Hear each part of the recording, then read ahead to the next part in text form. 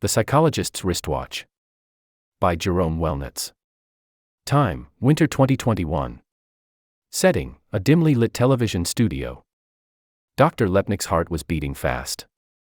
So fast, in fact, Dr. Lepnick thought for a second he might faint. Except, Dr. Lepnick hadn't ever fainted before, so he wasn't quite sure what that would be like. He had felt nervous like this before.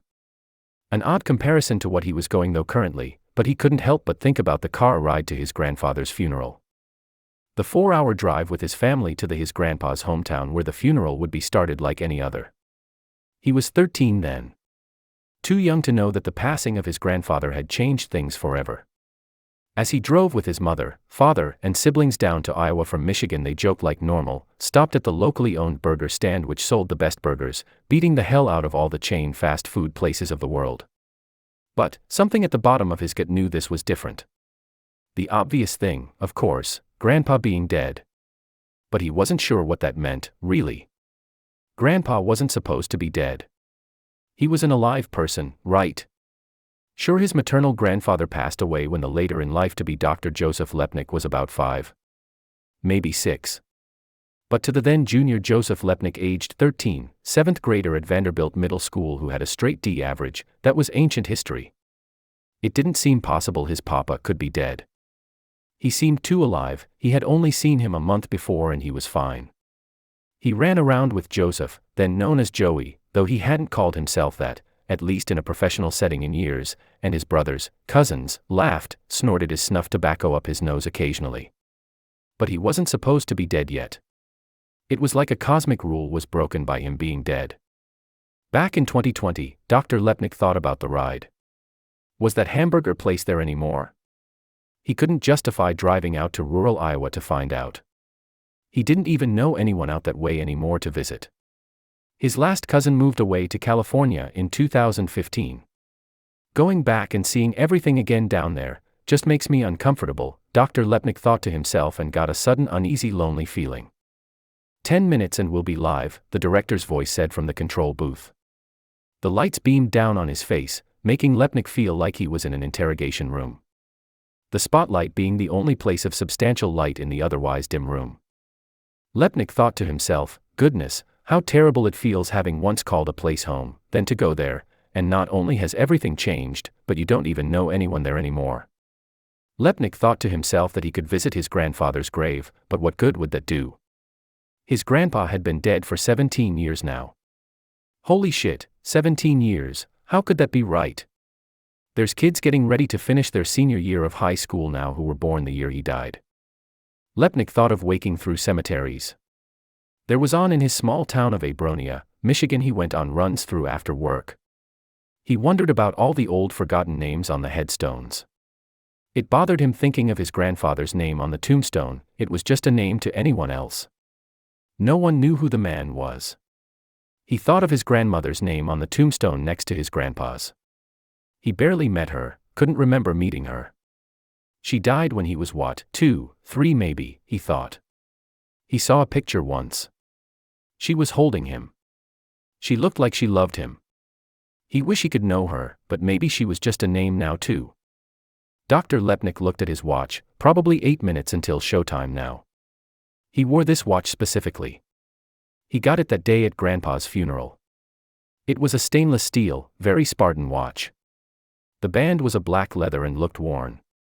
Lepnick had thought about changing it before, getting something nicer, but that was the band Grandpa put on it, so it would stay until it disintegrated. The watch itself had a white face with black basic font numbers, except for the 12 which was of the same size and font but was red. Smaller numbers 13 to 0 were present underneath for military time. Other than that, that was essentially it. No date keeper, no fancy drawing of a train car, or patterns.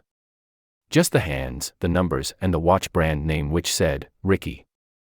He remembered when he first got it, it made him think of Ricky Ricardo, which now in 2020, just as it had in 2003 made him feel the sensation of crying, as his grandfather almost always had I Love Lucy playing on one of the 3 channels a person could get in the small town of Gray, Iowa.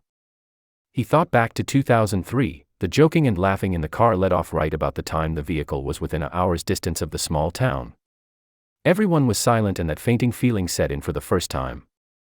The young pre-Dr. Lepnik, Joey Lepnik, 13-year-old misfit with few friends, who had just gotten a wood paddle to his ass for another round of DS on his term report card, had never felt this feeling before.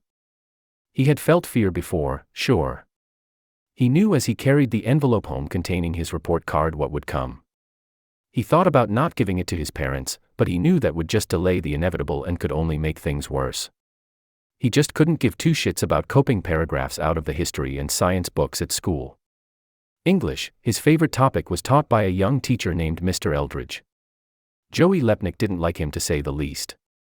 The year prior, Eldridge called his parents in and said he was concerned Joey was a threat to the school, the kind of kid that in these post-Columbine days, schools needed to keep an eye out for. Joey had never made any threats, never made any statements about shooting. Eldridge's best pieces of evidence was that Joey was a weird kid and that he had allegedly made a diorama of a middle-age battle with Legos that had some of the Lego men's arms and legs missing from a sword battle. Joey Marsman had actually made that one, and just wrote, Joey, on it. But, at the conference with his mother crying and Joey himself on the verge of crying, he couldn't find the words to defend himself. In short, to hell with Eldridge, to hell with Vanderbilt, why give them any effort? So the DS kept coming. Joey figured it wasn't worth it to flunk.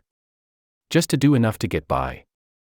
But the whipping he would take from the wood stick his dad had carved from some scrap, and the word, respect, his mother had written on it with a red pin didn't give him that fainting feeling.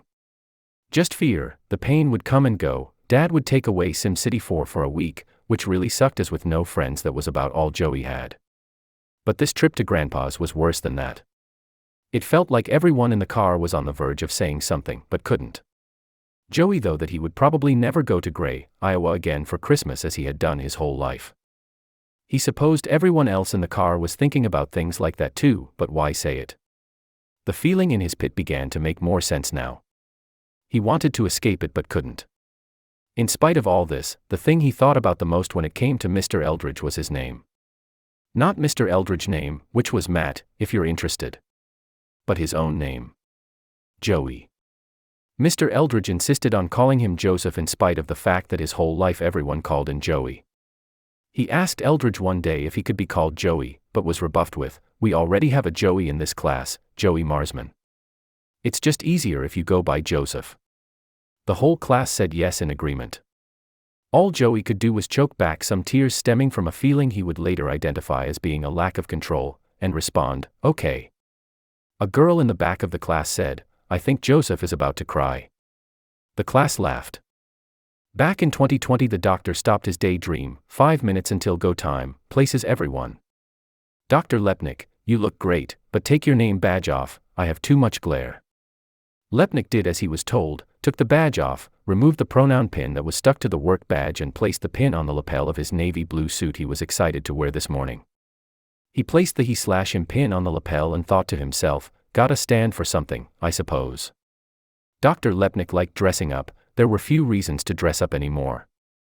He didn't like dress codes, he just liked dressing the way he wanted.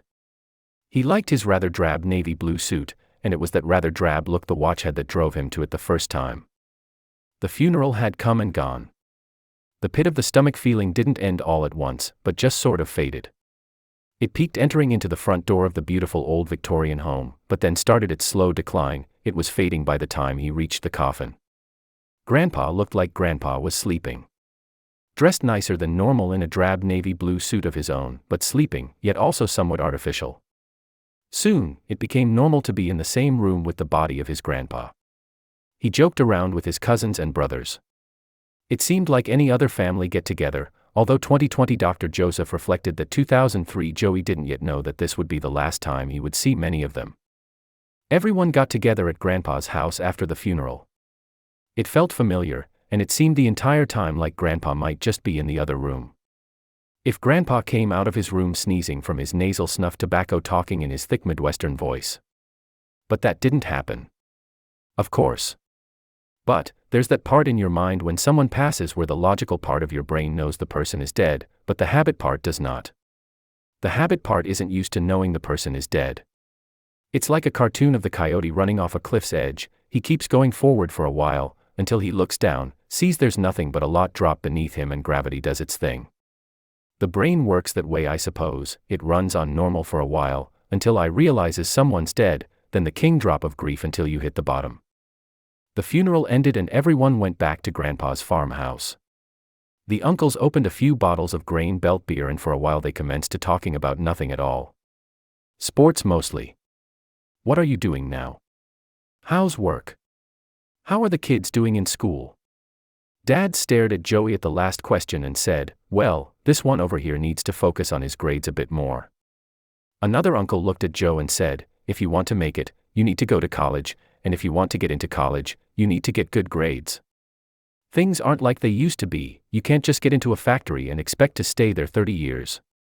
A somewhat awkward statement considering Joey's uncle had done fabulously well being a corporate bullshit artist and Joey's dad was making a living at a factory he had worked his way up the chain on. Joe's dad said, your uncle's absolutely right. I have no degree, if I lose my job I'll have to start from the bottom again, to which Joey's mom replied, and we'll be out on the street. 2020 Dr. Joseph Lepnick thought, no wonder I'm an anxious fucking wreck all the time. 3 minutes, said the director. Back in 2003 the drinking slowed and the inevitable question came up from one of Joey's aunts. He couldn't remember which one. Well, so what are we going to do with all this stuff Grandpa hoarded? I can't possibly imagine anyone wants any of this stuff, his aunt said. The uncles chimed in, the house is the state's. They got it when they ran out of money keeping Grandma at the nursing home. Medicaid will take that now that Grandpa's dead. I suppose everyone can take something they'd like. The church in town has a second-hand store they run for charity. I'll give them what they think they can use, garbage bin for the rest I suppose. Everyone shrugged. There were things Joey wanted. The clock over the mantel was cool. But no one else asked Joey and his uncle took dibs on that fairly quickly. Joey excused himself to go to the basement where his cousins and a few friends of one of the cousins who lived in town were hanging out. Who's that? One of the friends asked. That's my cousin Joey, one of the older cousins said. Your cousin's fat as fuck, joked the friend. The whole room laughed, including one girl in the corner next to the friend who called Joey fat. She looked like she might be the guy's girlfriend. Her belly was quite round herself. She laughed the loudest and with the most condescension in her eyes. Joey would learn about projection later in his studies to become a psychologist. But he didn't know that then. He turned around to go back upstairs. He went back upstairs holding back tears. And sat down. His mother looked at him, I want you to go back downstairs, the adults are talking up here. Joey thought about protesting, but what was the point? And even if he told his mother, he would look like a narc, risk more trouble with the kids downstairs and also prove his mother right as she also commented a time or two about Joey's weight. You shouldn't eat that, you need to lose weight, you shouldn't wear that you've gotten too fat for that, don't puff your cheeks out like that, you're already fat looking enough. She had said at some point or another, and Joey didn't feel like making her feel like she was right, or having her put him on a diet again, or God forbid join another sports team he had no interest in, so he could suck at that and then have those kids call him fat. Fuck that. 2020 Joey thought to himself, well I guess I've felt that a fear in my stomach feeling twice, as that feeling came back as he started making his way down the stairs again. Fat boys coming back, the same kid said. His cousin chimed in, did you need to get yourself a snack fatty? Joey tried to ignore them, but Jesus was it hard. A few younger cousins and his siblings were down there, they looked sorry for him, but they were also too young to do anything. 2 minutes, the director said back in 2020.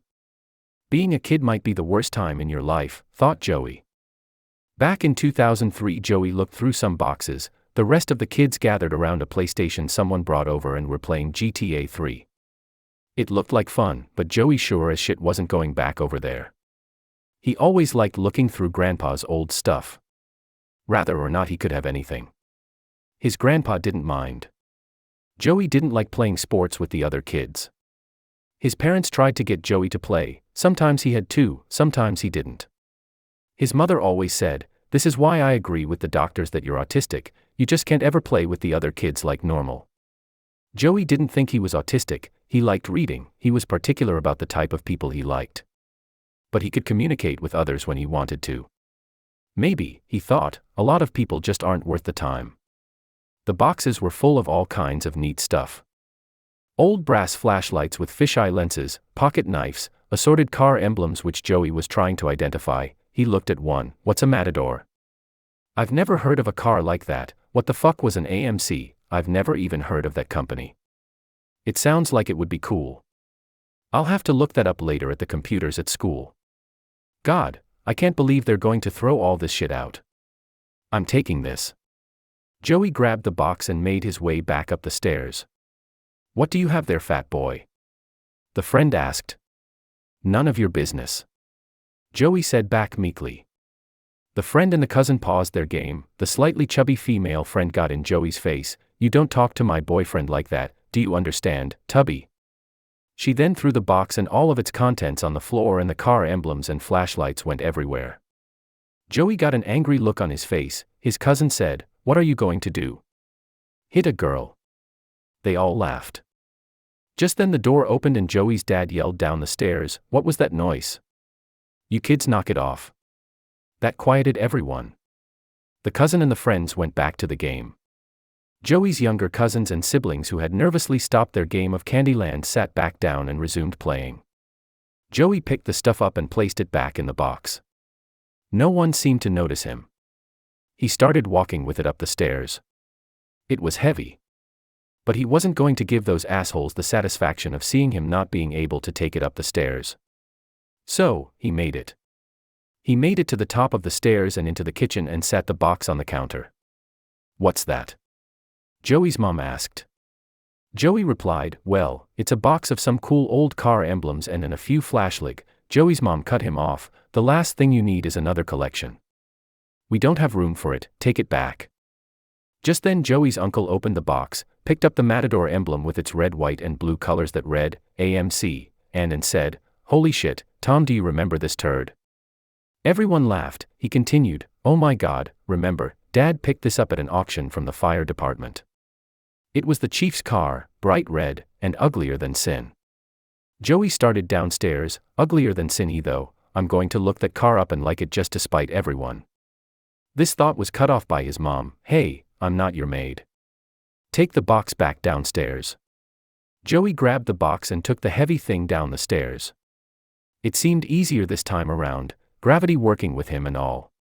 About halfway down the stairs, Joey's eldest cousin said, Catch, fatty, and threw a Nerf football at him. Joey lost his balance. The box with all of its contents fell down the stairs, making a loud sound of falling metal as everyone laughed. Joey took a few minutes to compose himself. 1 minute. The director's voice said back in 2020. It shook Lepnik. He supposed he probably had a 1,000-yard stare look in his eyes whilst thinking about that.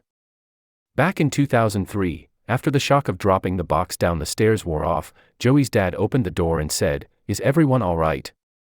Joey looked up at his dad and matter-of-factly said, Yeah, everything is fine. I just dropped the box. Butterfingers, his dad said jokingly, and then followed it up with, Make sure you clean it all up. Yeah, I'll do that, Joey replied, just as matter-of-factly. His aunt peeked her head around the door and said, Hey. In an upset voice, I can't believe it, there's broken glass on the stairs now. Joey looked and saw that the glass from the fish-eyed flashlights had broken and shattered all over. What if one of your little cousins stepped on that? How would you feel? She asked. Bad, Joey said. His dad said, Well, it's your mess, you clean it up, there's a broom and a pan down there. Joey's dad closed the door and he heard him said, Damned kids, in a deadpan voice, and the adults talking upstairs returned to normal. Better pick it up, fat ass. The girl said. They returned to their game. Joey started cleaning it up and one of his younger cousins, Emily, came up to him and said, I'll help you. 2003 Joey said, Thanks. The 2020 Dr. Lepnik felt the sensation like he might cry when he thought about it. She helped and together they cleaned up the mess. Joey looked under the stairs to make sure there was nothing else there. But there was something there. Something he hasn't seen before. Something he was certain wasn't in the box before, and something he couldn't figure out would have gotten there without having came out of the box. It was the watch. Running too, I might add. Joey thought, Thank God it's running, or Mom would say it's garbage and make me throw it out. He wasn't sure he could have it or not. He didn't want the other cousins to see it. They might take it. And if the adults saw it, well, maybe one of them might want it. Joey discreetly put it in his pocket and finished cleaning up the mess with Emily. The box went back on the shelf. Joey thanked Emily and she said, "If you want, you can play with us." "That's sweet. I think I will. But I need to use the bathroom first." Joey went upstairs to the bathroom and went in, and locked the door. But he didn't have to use the bathroom. He sat on the toilet with the lid down and his cloths on and put on the watch. The band fit just right. Joey had never had a watch like this. He had had watches, sure, but they had Mickey Mouse on it, or were a cheap digital watch that came from Kmart.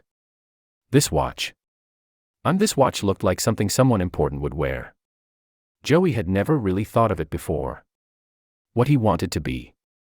Someone important. Someone who makes a difference. He thought about his time in therapy when the head docs were trying to build a case that he was autistic. Maybe I am autistic, oh fucking well. Joey thought. I'll bet I could be a better therapist than those guys. Joey sat there on the toilet for a while. Daydreamed and held an imaginary therapy session in his head. Discreetly looking at his watch as not to be rude. An important-looking watch. My important-looking watch. Joey felt somewhat better. A knock came on the door with an accompanying voice, "Hey, finish up, there's other people in the house." Joey flushed the toilet, ran the faucet and placed the watch back in his pocket. He returned downstairs and played Candyland for the last time with Emily and his siblings. In 2020, Dr. Lepnik looked at his watch. Close to time though. He smiled. Thought about Emily a bit, shook his head. Thought to himself, don't dead name. It's Charles now, and I hope he's doing okay. And speaking of names, I think I'm going to call myself Dr. Joey Lepnik. That is what I like to be called. It is my name after all. We're going live in 5, 4, 3, the director's voice yelled. She motioned 2 and 1 with her fingers and the presentation started. The Psychologist's Wristwatch.